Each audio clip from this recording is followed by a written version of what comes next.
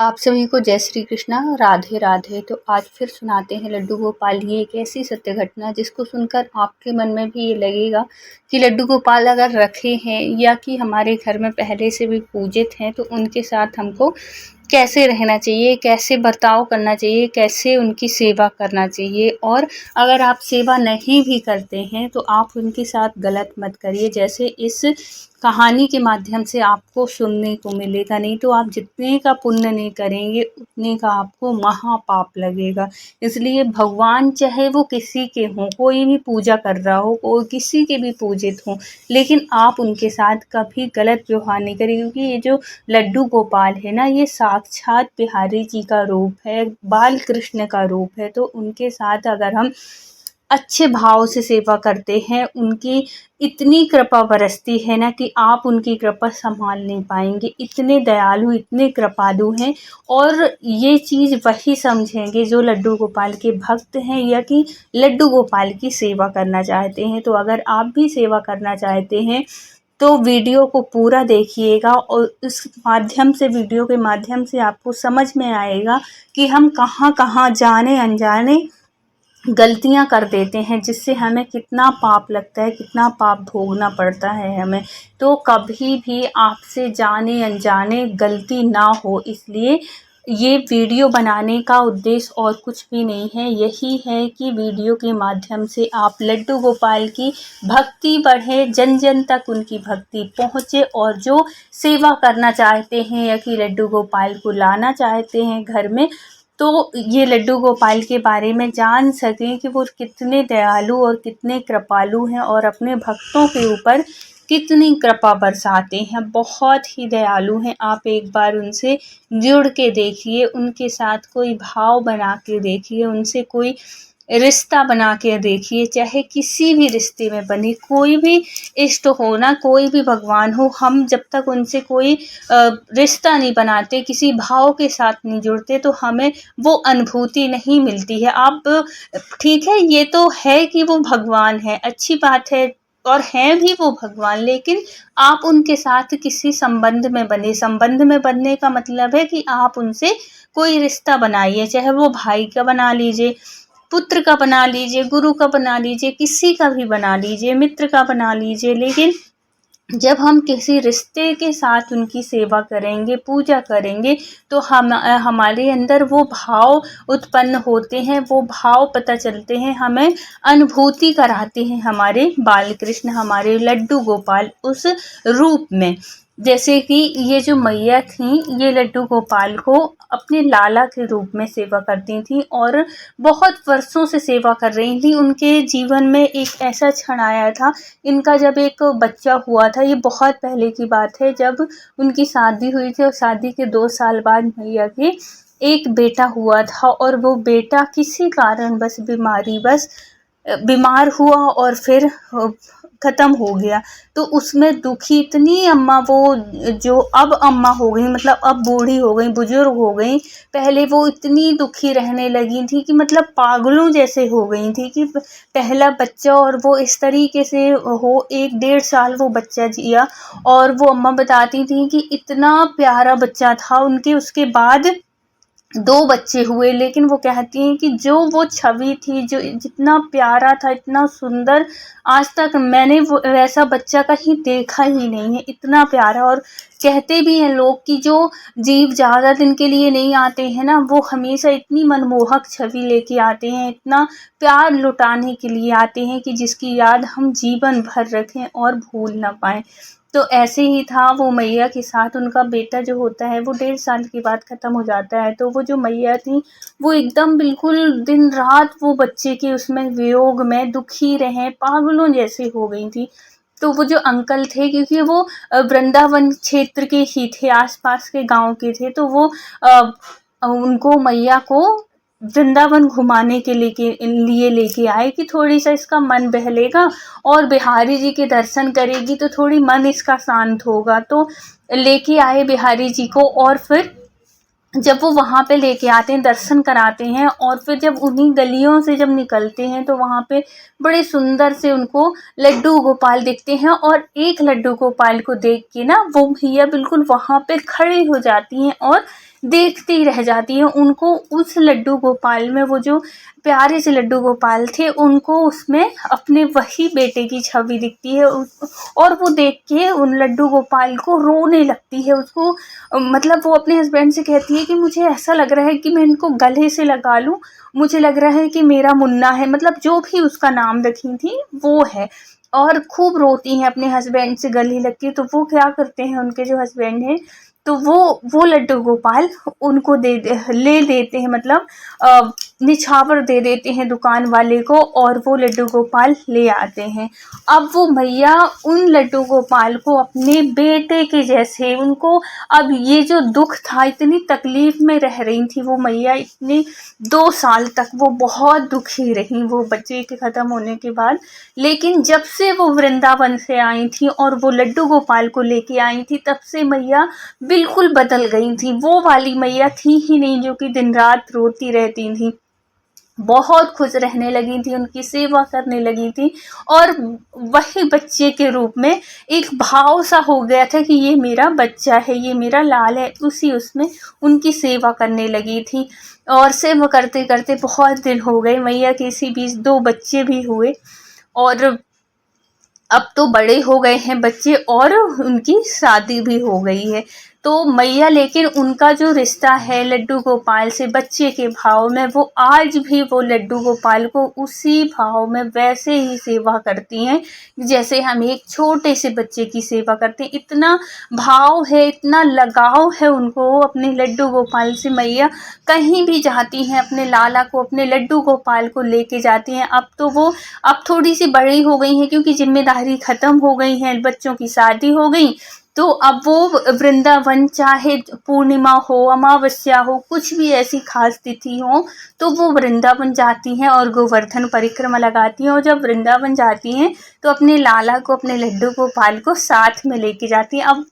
अब उनकी स्थिति ऐसी हो गई है ना कि वो एक दिन के लिए भी अपने लड्डू गोपाल को अपने से दूर नहीं रखती हैं। और बहुओं से भी बहुएं भी इस बात को जानती हैं कि ये जो हमारी मम्मी, हमारी सासू माँ हैं, वो लड्डू गोपाल के बिना नहीं रह सकती हैं। और लेकिन एक बात है कि ये जो मैया हैं, भगवान की कृपा से अच्छी हैं, अभी स्वस्थ हैं, सब कुछ वो अपने लड्डू गोपाल का खुद ही करती हैं। बहुओं के बिल्कुल भी आश्रित नहीं है कि वो जब बहुएं बना के दें, उनके लिए कुछ करें तभी वो लड्डू गोपाल खाएंगे, ऐसा बिल्कुल भी नहीं है। वो खुद अपने लड्डू गोपाल की सेवा वैसे ही करती हैं जैसे कि बहुओं के आने के पहले करती थी।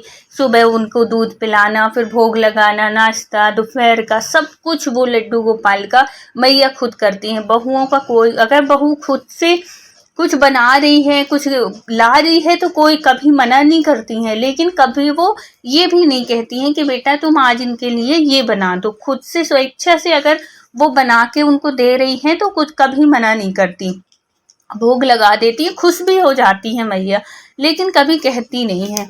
अब कहते हैं ना कि जब भगवान की सेवा करते बहुत टाइम हो जाता है तो भगवान अपने भक्तों से परीक्षा भी लेते हैं। उनके जीवन में ऐसे ऐसे कष्ट आते हैं, लेकिन उस कष्ट से भगवान, जैसे कष्ट आते हैं ना, तो बड़ी आसानी से उबार भी देते हैं। अब क्या होता है, ऐसा नहीं है कि जो भक्त है, जो लड्डू गोपाल का भक्त है या किसी भी भगवान का भक्त है, उसके जीवन में कष्ट नहीं आते। कष्ट तो हर इंसान के जीवन में आते हैं। ये तो प्रारब्ध है, कभी इस जन्म का मिलता है तो कभी उस जन्म का मिलता है।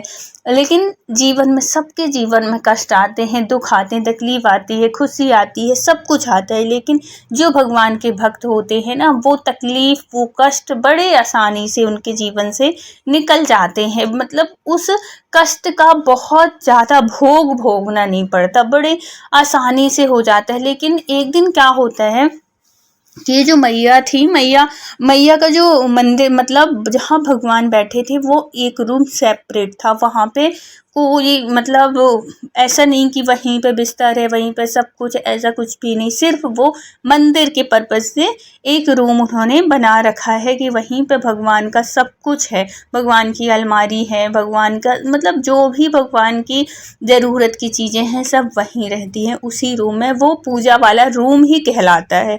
तो वहीं पे उनके लड्डू गोपाल रहते, और भी भगवान थे मैया के मंदिर में जिनकी वो सेवा करते हैं। लेकिन विशेषकर जो सेवा होती वो लड्डू गोपाल की सेवा करती थी। तो उन्हीं का भोग लगाना, सब कुछ ऐसे चलता रहा। एक दिन मैया वहीं पे भगवान की सेवा कर रही थी और सेवा करते करते दोपहर का टाइम था तो वहीं लेट गई। और जब वो लेटती हैं वहीं पे मंदिर के पास, तो अचानक जब ऊपर उनके सिर में, मतलब सिर के ऊपर जब वो देखती हैं मंदिर के ऊपर, तो वहाँ पे बहुत जाला सा लगा उनको दिखता है। कि होता है ना, बहुत दिन तक अगर हम सफाई नहीं करते हैं कि मकड़ी आ जाती है तो जाला लग ही जाता है। तो मैया ने सोचा कि क्यों किसी बहू को परेशान करूं, तो ऐसा करती हूँ कि मैं ही स्टूल रख के और ये जाला साफ कर देती हूँ। तो मैया स्टूल उठा के लाती हैं और उस स्टूल में खड़ी होके जैसे ही जाला निकालने के लिए करती हैं कि पता नहीं अनबैलेंस हो जाता है स्टूल और मैया गिर जाती हैं नीचे। और गिरते साथ ही उनका, क्योंकि देखो एक उम्र होती है, जब अगर हम बचपन में गिरें तो हर एक चीज़ वो हो जाता है, लेकिन एक उम्र के बाद बड़ा मुश्किल होता है उस चीज़ से उबरना। और है तो अम्मा भी कोई वो जवान तो थी नहीं, इतने बड़े बड़े बच्चे थे, बहुएं आ चुकी थी, तो 55-60 की तो रही ही होंगी। तो अब वो गिर जाती हैं, उनके जो कमर की हड्डी है वो टूट जाती है। तुरंत डॉक्टर के पास ले जाते हैं, डॉक्टर बताते हैं कि इनकी हड्डी टूट गई है तो कुछ दिन तक इनको बेड रेस्ट देना पड़ेगा और वो भी हॉस्पिटल में रहना पड़ेगा। लेकिन अब हॉस्पिटल में कैसे रहें, मैया की तो बिना लाला के उनको चैन नहीं, उनको नींद ना आएगी।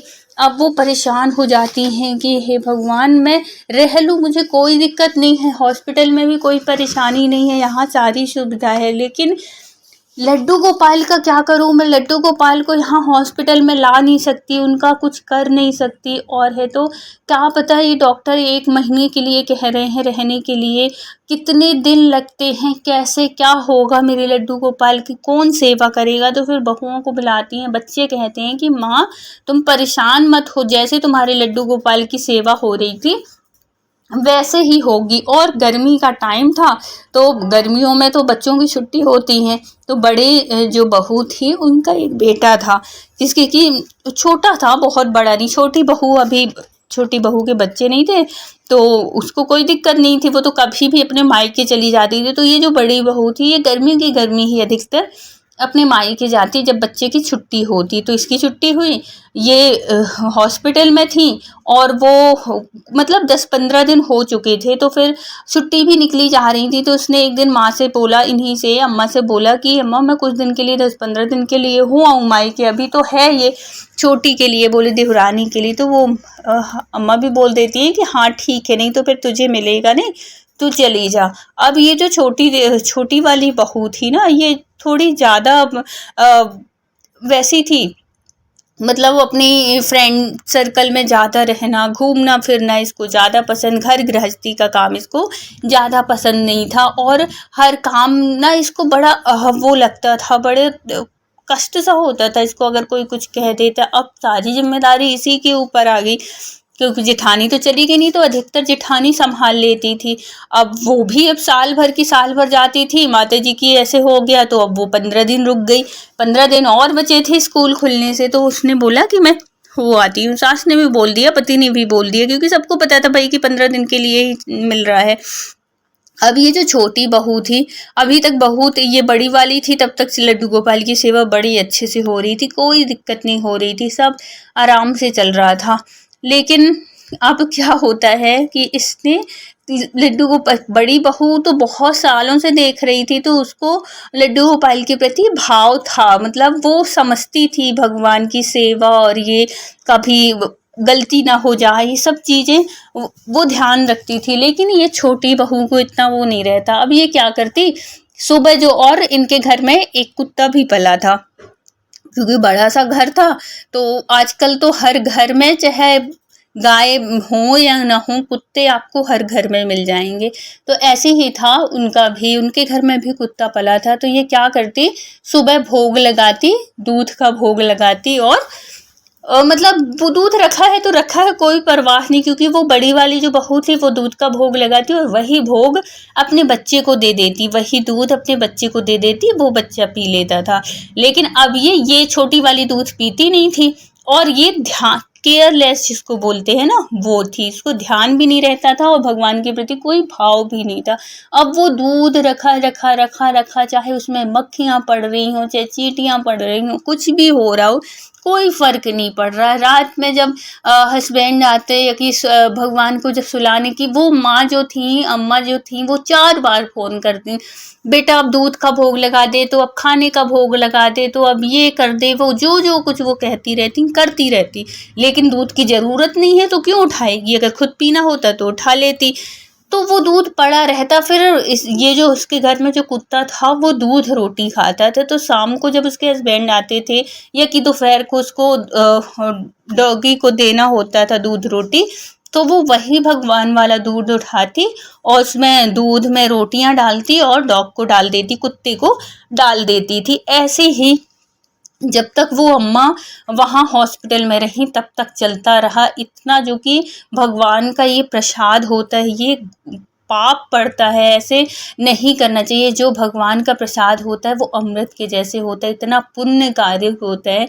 आप नहीं खा रहे हो, आपके घर में अगर हस्बैंड है वो खा रहे हैं, देवर, कोई भी घर का कोई भी सदस्य हो, आप उनको दे दो। चाय बन रही है, आप चाय में डाल दो। लेकिन ऐसे नहीं कि सुबह का दूध रखा है, उसमें मक्खियाँ पड़ रही हैं, आप उसको पेड़ में डाल रहे हो, कहीं पैरों तले आ रहा है, आप कुत्ते को दे रहे हैं। इसमें जितने का आप पुण्य नहीं करोगे उतने का आपको पाप लगेगा। तो ऐसा कभी नहीं करना चाहिए। और ये सब बात वो मैया को बिल्कुल भी नहीं पता था। उनको लगता था जैसे मेरे लड्डू गोपाल परेशानी में हो, कष्ट में हो। उनको अंदर ही अंदर ऐसी अनुभूति सी होती थी कि जैसे भूखे हो, प्यासे हो, वो खा नहीं पा रहे हो। क्योंकि जो भक्त होता है ना, उसको अंदर से महसूस होती हैं ये सब चीज़ें। और वो डॉक्टर से कहती कि डॉक्टर मैं अब ठीक हो चुकी हूँ, मेरी कमर में आराम है, आप मुझे छुट्टी दे दीजिए और मैं घर में जाके आराम कर लूँगी, रेस्ट कर लूँगी, कुछ भी नहीं करूँगी।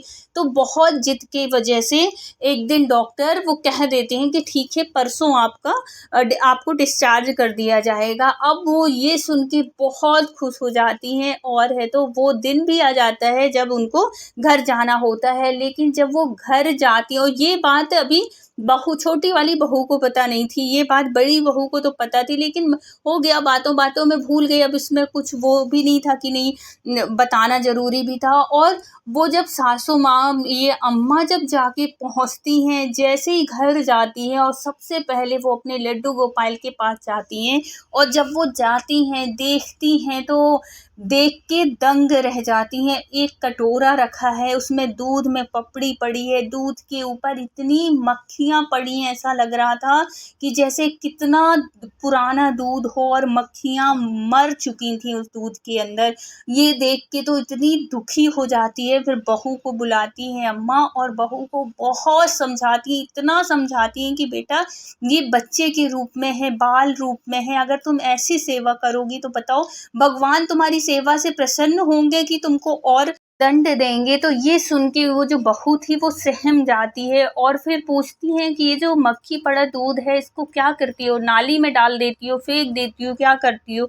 तो वो बड़े खुश होके बोलते हैं कि नहीं माँ जी, मुझे पता है नाली में नहीं डालना चाहिए, मैं इसको टॉमी को दे देती हूँ। तो ये सुन के तो और वो हो जाती हैं। वो जो अम्मा थी बोली कि प्रसाद का दूध है और तुम कुत्ते को पिला रही हो, अगर इसी की केयर तुम करती, ये मक्खी ना पड़ती तो तुम बच्चों को दे सकती हो। तुम्हारा हस्बैंड पीता है ना दूध, बड़ा वाला भी पीता है, उनको दे देती। लेकिन ये इतना भगवान के साथ तुमने पता नहीं 1 महीने तक कैसे रखी होगी। फिर लड्डू गोपाल के पास जाती हैं और बहुत माफ़ी मांगती हैं अम्मा कि हे लड्डू गोपाल, ये 1 महीने में जो भी गलती हुई है मेरी बहू से, मुझे माफ़ कर दो। और फिर उसको बहुत समझाती हैं, वो बहू को एक बच्चे के जैसे समझाती हैं। फिर वो समझ जाती है और लड्डू गोपाल की उनकी सेवा बहुत अच्छे से होने लगती है।